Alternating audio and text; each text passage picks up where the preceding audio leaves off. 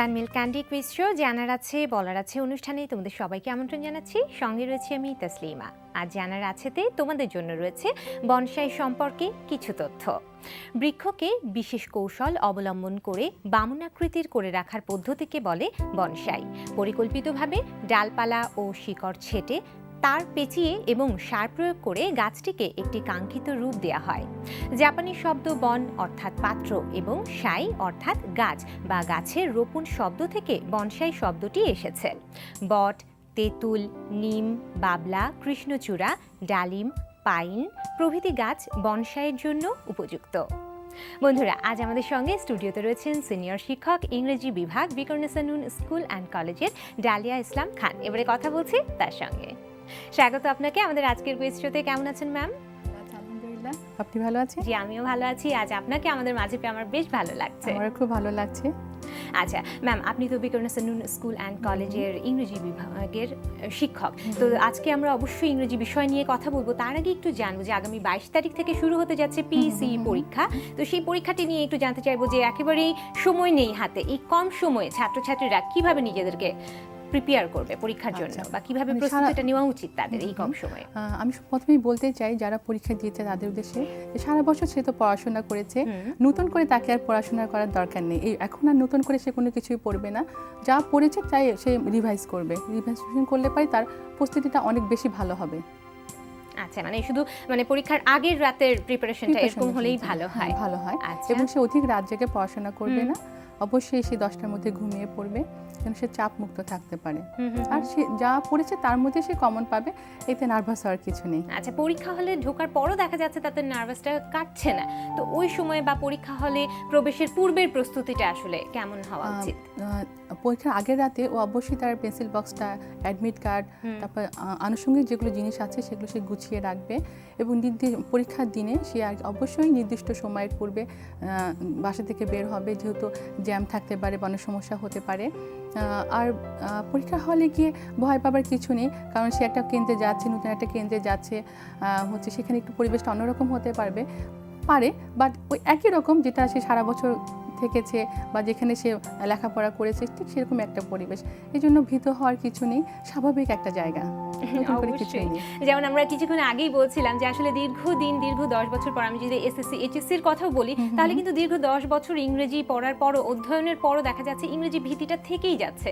আর যেহেতু 22 তারিখ থেকে পিইসি পরীক্ষা শুরু হতে যাচ্ছে, দেখা যাচ্ছে সেই পরীক্ষাটাতে প্রথম পরীক্ষাই হতে যাচ্ছে ইংরেজি, তো ভীতিটা কিন্তু কাজ করবেই। তো আপনার কি মনে হয় আসলে এই ভীতিটাকে কিভাবে তারা দূর করবে? সবকিছুকে সে খুব সহজভাবে গ্রহণ করবে। আর এখনকার ছেলেমেয়েরা তারা অনেক বেশি স্মার্ট আমাদের চাইতে। আমার মনে হয় তারা মানে এই সমস্যাগুলোকে খুব সহজেই তারা উত্তরণ করতে পারবে। আচ্ছা ম্যাম, আমি তো আমার সামনে একটা পিএসসি পরীক্ষার একটা প্রশ্নপত্র দেখতে পাচ্ছি। আমরা যদি একটু বন্ধুদেরকে দেখাতাম যে আমাদের প্রশ্নপত্র পদ্ধতিটা আসলে কি রকম হতে যাচ্ছে, আমরা যদি একটু দেখাই বন্ধুদেরকে। ঠিক আছে, আমি প্রথমে একটা তাকে খাতা শো করতে চাচ্ছি। এরকম একটা কপি তাকে দেওয়া হতে পারে, পরীক্ষা হলে এরকম একটা দেওয়া হবে। তো সে এখানটায় পরীক্ষার্থীর নাম, রোল, বিষয়, কেন্দ্রের নাম, পরীক্ষার্থীর স্বাক্ষর যেগুলো আছে একটু দেখাই আমার বন্ধুদেরকে। জি, অবশ্যই দেখাতে পারবা। তো এগুলো সে ভালো করে লিখবে। যদিও সে ইংরেজি পরীক্ষা, কিন্তু বাংলায় সে লিখতে পারবে, ইংলিশেও সে লিখতে পারবে। এগুলো ফিল আপ করার পরে পিছনে পরের পৃষ্ঠা থেকে সে লেখা শুরু করবে। আমরা একটু দেখিয়ে দিই পরের পৃষ্ঠাটা। আচ্ছা, একটা পেজটা আছে, এখান থেকে কিন্তু সে লিখবে না, কিন্তু লেখাই আছে এই পৃষ্ঠায় লেখা নিষেধ। এই পরের পৃষ্ঠা থেকে লেখা শুরু করবে সে, এবং সে স্কেলিং করবে। এই স্কেলিং করে সে সুন্দর করে লেখা শুরু করবে। জি, আমরা এই পেজটাও একটু দেখিয়ে দিই আমার বন্ধুদেরকে। পেজটি ঠিক এরকম হবে। এখান থেকে সে লেখা শুরু করবে, তারপর মানে লেখার পরে উত্তরপত্র সেভাবে লিখবে। আচ্ছা আচ্ছা, মানে একটা খাতার যদি প্রেজেন্টেশনটা সুন্দর হয়, তো প্রথমে কিন্তু শিক্ষকের মনটা ভালো হয়ে যায় যখন সে খাতাটা হাতে পাবে। তো আমার মনে হয় একটা স্ট্যান্ডার্ড খাতা এরকম ভাবে লেখা উচিত। জি, আমরা একটু উত্তরপত্রটাও একটু দেখিয়ে দিই কি ধরনের পরিষ্কার পরিচ্ছন্নতা রয়েছে। একটা প্রশ্ন থেকে আরেকটা প্রশ্নের গ্যাপ থাকবে, উত্তর লেখা একটা শেষ হলে পরে আবার যখন আরেকটা শুরু করবে জি। সেখানে একটু গ্যাপ থাকবে, এবং আরেকটা পেজ ঠিক এভাবে হবে। এভাবে হবে লেখাগুলো। হ্যাঁ, আমি যদি উপরে হেডিংটা ব্লু কালার দিয়ে লিখি, ব্লু পেন ইউজ করি, যেটা ব্ল্যাক পেন দিয়ে ইউজ করি, জি। শিক্ষকের পড়তে সুবিধা হবে। জি, অবশ্যই। খুবই সুন্দর একটা ব্যাপার হতে পারে এখানটায়। তারপরে এখানে আরো অনেক কিছু আছে, আমরা ফিল ইন দ্য গ্যাপস যেগুলোকে বলছি, ম্যাচ অ্যান্ড জয়েন্ট বলছি, ম্যাচ অ্যান্ড জয়েন্টগুলোকে সে এভাবে প্রেজেন্ট করবে। তারপর ফিল ইন দ্য গ্যাপস আছে, ফিল ইন দ্য গ্যাপসে আমি কি করব, আমার লেখার পরে আমি আন্ডারলাইন করে দেব। এটা আমাকে করতে হবে যেহেতু আন্ডারলাইনটা আমার লেখা আছে।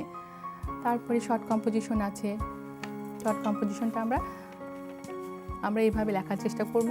আমাদের একটা প্রশ্ন থাকবে, যেভাবে প্রশ্নের আলোকে আমরা লেখার চেষ্টা করব। আচ্ছা। ঠিক আছে, আর যেটা কম্পিটেন্সি বেস আছে সেটা তো আমরা প্রশ্ন থেকে লিখতে পারি, জাস্ট একটু ঘুরিয়ে লিখতে হবে, প্রশ্ন থেকেই লিখতে পারি। মানে সব কিছুই ব্যাপারগুলো অনেক সহজ যদি সে জাস্ট একটু একটা আয়ত্তে নিতে পারে। জি ম্যাম, এখন একটা ফোন নিতে হবে আসলে, যাদের জন্য আমাদের এই আয়োজন সেরকম একজন বন্ধু আমাকে ফোন দিয়েছে, ফোনটা নিয়ে আমরা আবারও আমাদের কথায় ফিরছি। হ্যালো, হ্যালো, কে বলছো? আমি জিতু। কেমন আছো? ভালো আছি। আচ্ছা বলো, কোন বিভাগটি তোমার পছন্দ? ভাষা ও ব্যাকরণ। কোন ক্লাসে পড়ছো? 8, কোন স্কুলে? বোধেশ্বর উচ্চ বিদ্যালয়। আচ্ছা, প্রশ্নে যাচ্ছি। প্রথম প্রশ্ন, বাংলা স্পষ্ট ব্যঞ্জন ধ্বনিমূলের সংখ্যা কতটি? ক 12টি, খ 16টি, গ 25টি। বলো স্পষ্ট ব্যঞ্জন। গ 25টি। আচ্ছা, আরেকবার একটু বলো। গ 25টি। আচ্ছা নিলাম, দুঃখিত, উত্তরটি সঠিক হয়নি। সঠিক উত্তর হচ্ছে খ 16টি। ঠিক আছে, জানা হলো। আর একজন বন্ধু রয়েছে আমাদের সঙ্গে। হ্যালো, হ্যালো, কে বলছো? আমি সুষমা। কেমন আছো? ভালো। আচ্ছা বলো, তুমি কোন বিভাগ থেকে প্রশ্ন নিয়ে কুইজে অংশগ্রহণ করতে চাও? খেলার মাঠ। তুমি কি খেলাধুলা করো? হ্যাঁ। কোন খেলা বেশি পছন্দ করো? আমি ক্রিকেট খেলা বেশি পছন্দ করি। আচ্ছা, প্রশ্নে যাচ্ছি। প্রথম প্রশ্ন, মহিলা বিশ্বকাপ ফুটবল 2015-এ ব্রোঞ্জ বুট পেয়েছে কোন খেলোয়াড়? ক সিলিয়া সাসিক, খ এনজা মিত্তাক, গ আয়া মাইমা। বলো। ক পুরো অপশনটা বলতে হবে। সিলিয়ার সিক্স। আচ্ছা নিলাম, দুঃখিত, উত্তরটি সঠিক হয়নি। সঠিক উত্তর হচ্ছে খ এনজা মিত্তাক। ঠিক আছে, জানা হলো। আচ্ছা ম্যাম, আমরা আরও কথা বলবো, আরও অনেক কিছু জানার আছে আপনার কাছ থেকে।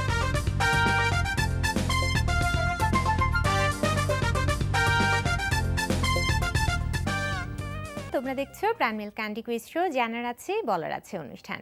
সঙ্গে রয়েছে আমি তাসলিমা, এবং আজ আমাদের সঙ্গে স্টুডিওতে রয়েছেন সিনিয়র শিক্ষক ইংরেজি বিভাগ ভিকারুন্নিসা নূন স্কুল অ্যান্ড কলেজের ডালিয়া ইসলাম খান।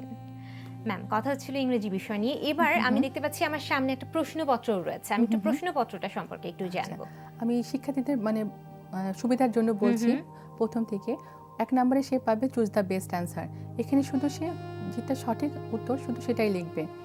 তারপরে এভাবে সে 10টা প্রশ্ন পাবে। 10টা প্রশ্ন লেখার পরে সে চলে যাবে ম্যাচ অ্যান্ড জয়েনে।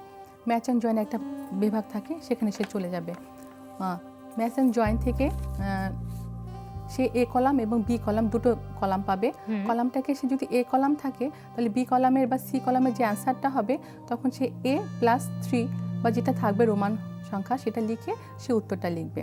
এভাবে সে 2 নাম্বারটা শেষ করবে। এবার চলে যাচ্ছে 3 নাম্বারে। 3 নাম্বার থাকছে তাকে একটু শর্ট কম্পোজিশন, তাকে একটা আনসার থাকছে, কোশ্চেন থাকছে।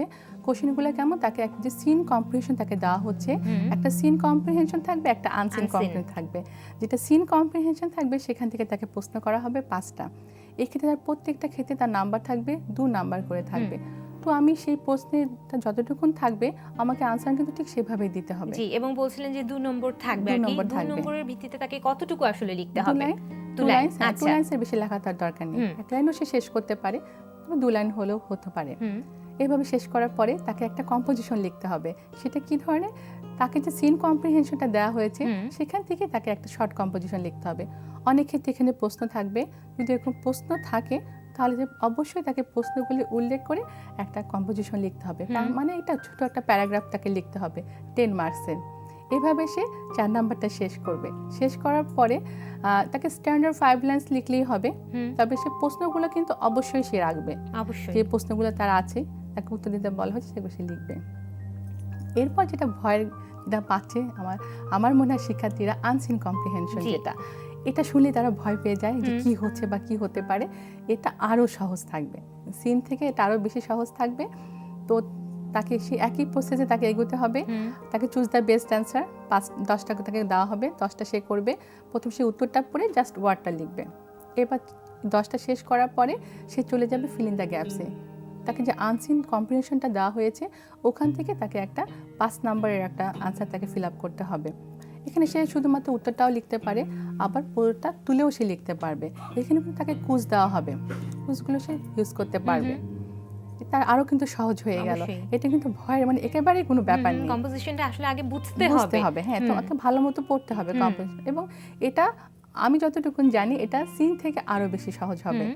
তারপর চলে যায় কোশ্চেন অ্যান্সারে। ওইরকম যেরকম সে আগের একটা কোশ্চেন অ্যান্সার করেছে মানে 10 নাম্বারে, সেরকমই আর একটা 5টা কোশ্চেন থাকবে, তাকে উত্তর দিতে হবে। এরকম 5টা 2 নাম্বার করে থাকবে, ঠিক সেম প্রসেস এরকম। তারপর সেখান থেকে তাকে আরেকটা শর্ট কম্পোজিশন লিখতে হবে। এক্ষেত্রে তার মানে আনসারগুলো কোশ্চেনগুলো দেওয়া থাকলে সে আলোকে সে লিখে ফেলবে। এটা সহজ হয়ে গেল, খুবই সহজ একটা একদম। ব্যাপার, খুবই সহজ। এটা কোনো টেনশনের ব্যাপার নেই। আমার মনে হয় আমাদের যারা শিক্ষার্থী তাদের যে অভিভাবক তারা বেশি চিন্তিত থাকে, এই আনসিন কম্প্রিহেনশন থাকবে, পারবে কি পারবে না। কিন্তু এটা কোনো ব্যাপারই না, সেটা সে সাহায্য নিতে পারবে। অবশ্যই কম্পোজিশনটা থেকে সে লিখবে, এটা সে সাহায্য নিতে পারবে। তো সহজ হয়ে গেল, একদম। একদম সহজ। ম্যাম, আমরা আরো কথা বলবো, এই প্রশ্নপত্র সম্পর্কে আরো ডিসকাস করব, কিন্তু একজন বন্ধু অপেক্ষা করছে, ফোনটা নিয়ে আমরা আবারও আমাদের কথায় ঠিক ফিরছি। আছে। হ্যালো, হ্যালো আপু, আমি রিয়া। কেমন আছো? জি আপু, ভালো আছি।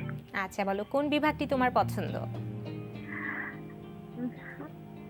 ভাষা ও ব্যাকরণ, কোন ক্লাসে পড়ছো? ক্লাস 9, কোন স্কুল? ডেমরা হাজী জয়নুল্লাহ উচ্চ বিদ্যালয়। আচ্ছা, প্রশ্নে যাচ্ছি। প্রথম প্রশ্ন, সমাস প্রক্রিয়ায় সমাস নিষ্পন্ন পদটির নাম কি? ক সমস্যমান পদ, খ সমস্ত পদ, ক উত্তর পদ। বলো। আপু, ক সমস্যমান পদ। আচ্ছা, নিলাম, দুঃখিত, উত্তরটি সঠিক হয়নি। সঠিক উত্তর হচ্ছে খ সমস্ত পদ। ঠিক আছে, জানা হলো। আরেকজন বন্ধু রয়েছে আমাদের সঙ্গে। হ্যালো। হ্যালো, আসসালামু আলাইকুম আপু। ওয়ালাইকুম আসসালাম, কে বলছো? আমি সাজিদ বলতেছি। আচ্ছা, কেমন আছো তুমি? ভালো আছি। বলো, কোন বিভাগ থেকে প্রশ্ন নিয়ে কুইজে অংশগ্রহণ করতে চাও? জানা অজানা। জানা অজানা, এতগুলো বিভাগ থাকতে এই বিভাগটি কেন তুমি পছন্দ করলে বলো তো? এমনি ভালো লাগলো। আচ্ছা, খুব ভালো।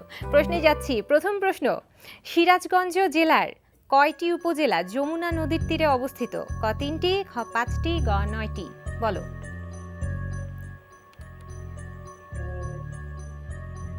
জলদি 5টি। বলতে হবে। আচ্ছা, তুমি বলেছো 5টি, উত্তর একদম সঠিক। 500 টাকা সমমূল্যের বই রইল তোমার জন্য। যাচ্ছি পরের প্রশ্নে। সংসদে কাস্টিং ভোট কাকে বলে? ক স্পিকারের ভোটকে, খ হুইপের ভোটকে, গ প্রধানমন্ত্রীর ভোটকে। বলো। এটাও জলদি বলে ফেলো। প্রধানমন্ত্রীর ভোটকে। আচ্ছা, দুঃখিত, উত্তরটি সঠিক হলো না। সঠিক উত্তর হচ্ছে ক স্পিকারের ভোটকে। ঠিক আছে, জানা হলো। আচ্ছা ম্যাম, আমরা অসমাপ্ত রেখেছিলাম আমাদের প্রশ্নপত্রটা, সেটা একটু সমাপ্ত করি। 9 নাম্বারে পাবে একটা লেটার রাইটিং, জি। যেটাকে মানে অনেকেই অনেক মানে সমস্যা মনে করে আর কি। তো আমার মনে হয় এটা খুবই এটাও সহজ একটা অংশ। জি। সেই প্রশ্নটা আনসিন কম্প্রিহেনশন যেটা সে পড়েছে সেখান থেকে সেটা লিখবে। তো লেটার রাইটিংয়ে কিছুটা ফর্মে আছে। আমাদের যে ইংলিশ ফর টুডে বই আছে ক্লাস 5-এ, সেখানে একটা ফর্মে দেয়া আছে, মানে আমি হেডিং শুরু করব কোথা থেকে, লেটার রাইটিং শুরু করব কিভাবে, এই খাতাতে একটা স্যাম্পল আছে। জি, আমরা একটু স্যাম্পলটা দেখে ফেলি। স্যাম্পলটা আমরা একটা ফ্রেশ পেজ থেকে আমরা লেটার রাইটিংটা শুরু করছি এবং যেখানে আমি শেষ করছি এন্ডিংটা, সেটাও কিন্তু ফ্রেশ পেজই হবে। যদি এখানে অনেকটা পেজ বেঁচেও যায় আমার, আমি কিন্তু ওখানে লেখার চেষ্টা করব না, অবশ্যই না। এবং আমরা এখানে দেখতে পাচ্ছি যে আমরা কিন্তু এর পর থেকে লেখাটা শুরু করিনি। অনেকে এনভেলপ ড্র করার চেষ্টা করে, কিন্তু এটারও দরকার নেই, যেহেতু আমাদের বইতে নেই, আমাদের দরকার নেই, এটা আরো সহজ হয়ে গেল এটা। আচ্ছা, তারপর আমরা চলে যাচ্ছি, আমরা যেটা নতুন একটা যোগ হয়েছে 10 মার্ক, একটি প্রশ্ন যুক্ত হয়েছে 10 এবং 11 নাম্বার যেটা হয়েছে, এখানে তাকে ছোট্ট একটা ইনস্ট্রাকশন মতো দেওয়া থাকবে। সেখানে তার এটাকে বলছে নলেজ, আন্ডারস্ট্যান্ডিং, অ্যাপ্লিকেশন, এই তিনটা ভাগ থাকছে। তো নলেজ থেকে তাকে যে মানে তাকে ছোট্ট একটা প্যাসেজ ওখানে উল্লেখ করা থাকবে, একটা পয়েন্টস আকারে দেওয়া থাকবে, সেই পয়েন্টসগুলো থেকে সে লিখবে। প্রথমে যে নলেজ থেকে যে অংশটা থাকছে, সেখানে সে উত্তরটা শেষ করবে একটা কিংবা দুটো ওয়ার্ডে, 1 বা 2 ওয়ার্ডস। আচ্ছা, ঠিক আছে। আর পরেরটা যেটা আছে আন্ডারস্ট্যান্ডিং, সেখানে সেটা বুঝে সেটা সে লিখবে, এটা 1 লাইনে হতে পারে। আর পরে যে অ্যাপ্লিকেশন যেটাকে আমরা বলছি, সেটাকে আমি 3 লাইন্স নিতে পারি, বাট এখান থেকে আমি সাহায্য নিতে পারি কিভাবে, যে আমি যে পয়েন্টসগুলো পেয়েছি সেই পয়েন্টস থেকে আমি 3 লাইন্স লিখলেই আমার হবে যথেষ্ট, বেশি লেখার দরকার নেই, লিখলেও লিখতে পারে, বাট এটাই এনাফ। আমাকে প্রশ্নের নাম্বারের সাথে সঙ্গতি রেখে আমাকে লিখতে হবে। 10 নম্বর হয়ে গেল এটা। তবে একটা কাজ কি, তাকে ওই অ্যাপ্লিকেশন লেখার সময় তাকে মনে রাখতে হবে আমাকে এখানে একটা সাবজেক্ট অ্যাড করতে হবে। আচ্ছা, এখানে তো ধর ইনস্ট্রাকশন আকারে থাকে আর কি, তো এখানে একটা সাবজেক্ট অ্যাড করে তাকে লিখলেই তার পুরো কোশ্চেনটা তার ফিল আপ করা হয়ে যাবে, উত্তরপত্রটা। আর যেটা 11 নাম্বার যেটা থাকছে, অনেক সময় এখানে কার্ডিনাল অর্ডিনাল নাম্বার থাকে। তো এই নাম্বারগুলো কি, যে আমাকে একটা বিষয় লিখতে হবে, কিন্তু সময়টা আমায় উল্লেখ করতে হবে। এখানে আমাকে টাইমিংটা উল্লেখ করতে হবে। ইন দ্য মর্নিং না লিখে সে মর্নিংয়ের কখন সে কাজটা শুরু করেছে, একটা তো টাইম আছে 7টা বা 8টা বা 9 o'clock, তো সেই টাইমটি সে উল্লেখ করবে। অনেকে এটা ভুলে যায়, এটাই তাদের সমস্যা হয়ে যায়। ফার্স্ট, সেকেন্ড, থার্ড এগুলো সে ইউজ করবে। হয়ে গেল এটা। আর একটা যেটা আছে রিঅ্যারেঞ্জ, এটা সে এমনিই পারবে। তো তাকে লক্ষ্য রাখতে হবে যে শেষ করার পরে সে ফুল স্টপ বা কোশ্চেন মার্ক বা ফ্রেজিং মার্ক যেগুলো থাকবে, তাকে এটা অবশ্যই ইউজ করতে হবে। আর যেটা আছে 13 নম্বরে একটা ফর্ম তাকে ফিল আপ করতে দেওয়া হয়, সেই ফর্মটা সে ফিল আপ করবে ঠিক এইভাবে। জি ম্যাম, এটা সম্পর্কে আমরা দেখবো, এই ফর্মটা অবশ্যই এটা সম্পর্কে কথা বলবো।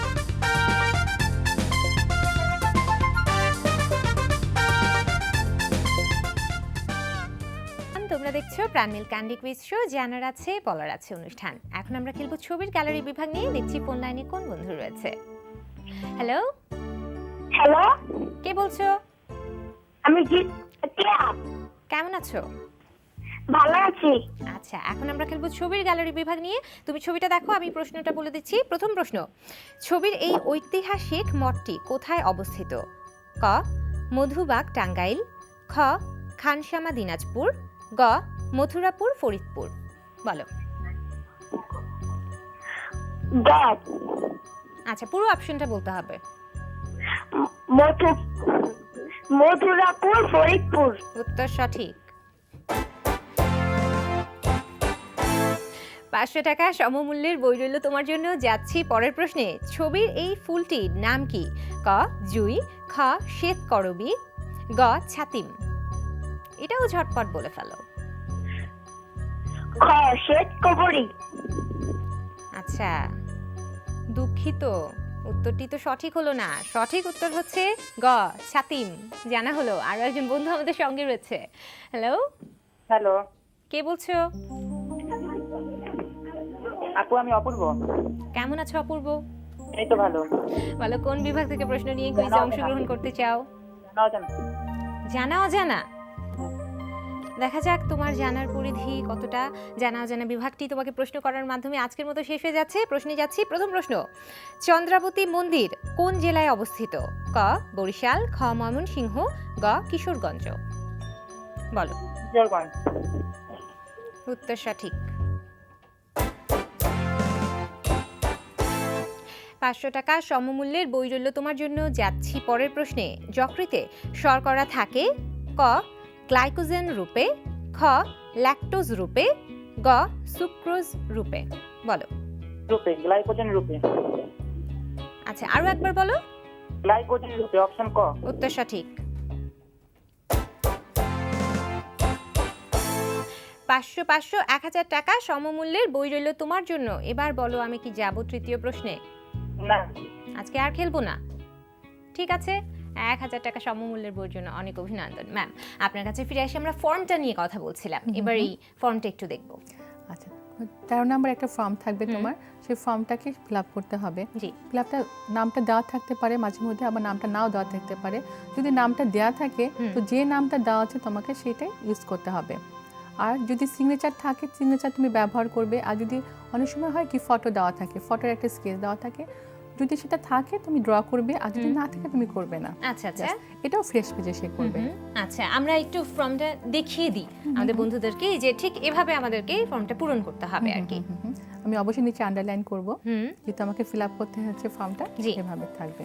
আচ্ছা আচ্ছা ম্যাম, আমরা ইংরেজি নিয়ে আজকে কথা বলছি। আসলে ইংরেজির ক্ষেত্রে সবথেকে গুরুত্বপূর্ণ হচ্ছে গ্রামার। তো গ্রামারের কোন অংশগুলো বিশেষভাবে প্রয়োজনীয় বলে আপনি মনে করেন? টেন্স। আচ্ছা। টেন্স না শিখলে তাকে হবে না, টেন্স তাকে জানতেই হবে। টেন্স না লিখলে সে সঠিক বাক্য লিখতে পারবে না। কারণ অনেক সময় তার কোশ্চেনে থাকবে পাস্ট টেন্সে থাকবে, প্রেজেন্ট টেন্সে থাকবে, তো সে যদি বুঝতেই না পারে টেন্সটা মানে কিভাবে লিখতে হবে, তাহলে তার উত্তরটা ভুল হয়ে যাবে। এই জন্য টেন্সটা খুব গুরুত্বপূর্ণ। তারপর তো পার্সেপিস আছে। আচ্ছা ম্যাম, অনেক ক্ষেত্রে দেখা যাচ্ছে টেন্স বুঝতে পারছে না অনেক ছাত্রছাত্রীরা রয়েছে, বা আপনাদেরই কিছু ছাত্রীরা রয়েছে, হয়তো বা তারা ক্লাসে অমনোযোগী বা বুঝতে পারছে না বা ভয়ে আপনাদের কাছে যেতে পারছে না। সেই ধরনের ছাত্রীদেরকে বা সেই ধরনের ছাত্রছাত্রীদেরকে আপনারা কিভাবে ট্যাঙ্গেল করেন বা তাদের সমস্যাগুলো কিভাবে আসলে আপনারা সমাধান করেন? আমাদের হয়েছে কি আমাদের রোলিং সিস্টেমে বসাই, রোল অনুযায়ী বসবে। আচ্ছা। যেগুলোকে দেখে আমরা বেশি দুর্বল তাদেরকে আমরা প্রথম বেঞ্চে সিট দেওয়ার চেষ্টা করি, এবং তাকে আমরা তাদের মধ্যে কিন্তু একটা জিনিস থাকে হাইডিং টেন্ডেন্সি, নিজেদেরকে আড়াল করে রাখতে ভালোবাসে। তো সেই ক্ষেত্রে তাদেরকে আমরা বেশি প্রশ্ন করি যে তুমি এই উত্তরটা বলো তো, এটা পারছো কিনা, এটা লিখিয়েছো, এটা জানো কিনা। তাকে কিন্তু বকাবকি করা যাবে না, হ্যাঁ, তাকে বুঝাতে হবে, ভালোবেসে কাছে ডাকতে হবে, এবং তোমার সাথে আমার যে একটা দূরত্ব আছে সেটা থাকবে না, আসলে মজার গল্প করতে হবে। মানে দূরত্বটা কমে গেলে হবে যে ফ্রেন্ডলি অ্যাটিটিউড আমি করি, তাহলে ও তার সমস্যাগুলো আমাকে বলবে। আর যদি আমি তাকে একটা কঠোর একটা চেহারা নিয়ে থাকি, এরকম রাগে রাগি চেহারা, তো তাহলে তো সে তার সমস্যাগুলো আমাকে বলবে না। এইভাবে তার খুব কাছে গিয়ে আমি চেষ্টা করবো তার সমস্যাগুলোকে সমাধান করতে। আচ্ছা আচ্ছা, আমরা এইভাবে চেষ্টা করি। আচ্ছা, এইভাবে আপনারা করে থাকছেন চেষ্টা। ম্যাম, আমরা আরো কথা বলবো, একজন বন্ধু রয়েছে সঙ্গে, ফোনটা নিয়ে আমরা আবারও আমাদের কথায় ফিরছি। হ্যালো, কে বলছো? কেমন আছো? ভালো। আচ্ছা, বলো কোন বিভাগটি তোমার পছন্দ? খেলার মাঠ। খেলার মাঠ? তুমি কোন খেলা পছন্দ করো? আমাকে কি শুনতে পাচ্ছ তুমি? হ্যাঁ। আচ্ছা, প্রশ্নে যাচ্ছি। প্রথম প্রশ্ন, লর্ড ডার্বি কাপ কোন খেলার ট্রফি? ক রাগবি লিগ ফুটবল, খ লন টেনিস, গ বেসবল। বলো। Rugby league football. উত্তর সঠিক। আরও একটা তথ্য তোমার সঙ্গে শেয়ার করি। 1934 সালে এটি প্রতিষ্ঠিত হয় ফ্রান্সে। 500 টাকা সমমূল্যের বই রইল তোমার জন্য। যাচ্ছি পরের প্রশ্নে। কোপা আমেরিকা 2015 ফাইনাল ম্যাচটি কত তারিখে অনুষ্ঠিত হয়? ক 4 জুলাই 2015, খ 8 জুলাই 2015, গ 12 জুলাই 2015। বলো। 12 জুলাই 2015। একটু চিন্তা ভাবনা করে দিতে তাহলে তো উত্তরটা সঠিক হতো। দুঃখিত, উত্তরটি সঠিক হয়নি। সঠিক উত্তর হচ্ছে ক 4 জুলাই 2015। ঠিক আছে, জানা হলো। ম্যাম, আপনার কাছে ফিরে আসি। এবার একটু আমি প্রশ্নের টাইমিংটা সম্পর্কে একটু জানতে চাইবো। যারা পিএসসি পরীক্ষা দিতে যাচ্ছে আগামী রবিবার থেকে, তাদের টাইমিং থাকবে 2 ঘন্টা 30 মিনিট। আচ্ছা। আর যারা প্রতিবন্ধী তাদের জন্য আরও অতিরিক্ত 20 মিনিট থাকছে। তো একটা মানে স্টুডেন্ট কিন্তু লেখার জন্য অনেক সময় পাচ্ছে, শুধু তাকে একটু বুঝে উত্তরগুলো দিতে হবে। আর একটা পরীক্ষা হলে অনেক রকমের শব্দ হতে পারে, অনেকে কান্নাকাটি করতে পারে, বিভিন্ন সাউন্ড হতে পারে। সেগুলো দেখে কর্ণপাত না করে তার নিজের পরীক্ষাটা মানে মনোযোগ দিয়ে সে লিখবে। এটা লিখলে তার অবশ্যই আমার মনে করি সফলতা আসবে। অবশ্যই সফলতা আসবে, আশা করছি আমরা আশা করছি। ম্যাম, আপনাদের বিদ্যালয়ে আসলে আগে থেকেই যদি বলি যে অনেক ভালো রেজাল্ট করে আসছে আসলে গতানুগতিকভাবে। তো আপনাদের এই প্রতিষ্ঠানটি নিয়ে কি পরিকল্পনা রয়েছে? আগামীর পরিকল্পনাটা কি আসলে? আমরা বা এই যেভাবে সাফল্যতা চলছি, ধরে হ্যাঁ, রাখার সেটা জন্য? ধরে রাখার জন্য আমরা আরো অনেক পদক্ষেপ হাতে নিয়েছি। এর মধ্যে আমাদের ল্যাঙ্গুয়েজ ক্লাব আছে, ইংলিশটাকে ইমপ্রুভ করার জন্য আচ্ছা। ডিবেটিং ক্লাব আছে, বিভিন্ন ওয়ার্কশপ আছে যেগুলো তারা মানে অংশগ্রহণ করতে পারে। আমরা বছরে পুরোটা সময় তাদেরকে চেষ্টা করি লেখাপড়ার পাশাপাশি অন্য জায়গাগুলোতে তারা ইনভলভ করতে। এটা হয় কি, একটা মানে একটা শিক্ষার্থী যখন বের হবে তার জীবনের সব সম্পর্কে তার জানা হয়ে থাকবে। এমনকি সেলাইটাও কিন্তু তাকে শেখানো হয়, এবং সে যদি সবচেয়ে ভালো রেজাল্ট করে তার জন্য তাকে বেস্ট গার্ল এই অ্যাওয়ার্ডটাও কিন্তু আমাদের স্কুলে আছে। এভাবে নানামুখী পদক্ষেপে তাদেরকে মানে উৎসাহিত করার জন্য আমরা অনেক পদক্ষেপ নিই। সাম্প্রতিক আমাদের একটা নতুন মানে গ্রহণ করা হয়েছে পদক্ষেপ, ইসলামিক ক্লাব। এরা ইসলাম সম্পর্কে এরা জানবে, মানে বিভিন্ন ধর্ম সম্পর্কে তারা জানবে, মানে প্রত্যেকটা সেক্টর সম্পর্কে জানলে সে কিন্তু মানে তার অনেক কিছু শেখা হয়ে যাচ্ছে। যেহেতু একটা বিশেষ একটা মানে একটা সময় সে 6 ঘন্টা বা 5 ঘন্টা সে স্কুলে থাকছে, স্কুল থেকে সে অনেক কিছু শিখে যেতে পারছে। আমার মনে হয় এই পদক্ষেপগুলো যদি মানে আরো সবাই গ্রহণ করে, সব স্কুলে গ্রহণ করে, তারাও ভালো করতে পারবে। অবশ্যই আমরাও আশাবাদী। ম্যাম, আজ তো ইংরেজি সম্পর্কে অনেক কিছু জানলাম আমরা আপনার কাছ থেকে। আমার বিশ্বাস আমার বন্ধুদেরও অনেক কাজে দেবে আপনার এই ছোট চেষ্টা ছোট করেছি। টিপস গুলো। চেষ্টা অনেক করেছি। ভালো লাগছিল আপনার সঙ্গে কথা বলতে, কিন্তু সময় বলছে বিদায় নিতে হবে। আপনি আজ আমাদের কুইজ শোতে এসেছেন, এই জন্য আপনাকে অনেক ধন্যবাদ। অনেক ভালো থাকবেন আপনি। ভালো থাকবেন, আপনি ভালো থাকবেন। এনটিভিকে অনেক ধন্যবাদ। প্রিয় দর্শক শ্রোতা, আপনাদের জন্য রয়েছে একটি বিশেষ ঘোষণা। বিশ্বের যে কোনো প্রান্ত থেকে যে কোনো সময় এনটিভিতে সম্প্রচারিত সংবাদ ও অন্যান্য সকল অনুষ্ঠান উপভোগের জন্য লগ ইন করুন আমাদের পূর্ণাঙ্গ ওয়েব পোর্টাল www.ntvbd.com এ। বন্ধুরা, তোমরা সবাই অনেক ভালো থাকো। আজ এখানেই বিদায় নিচ্ছি।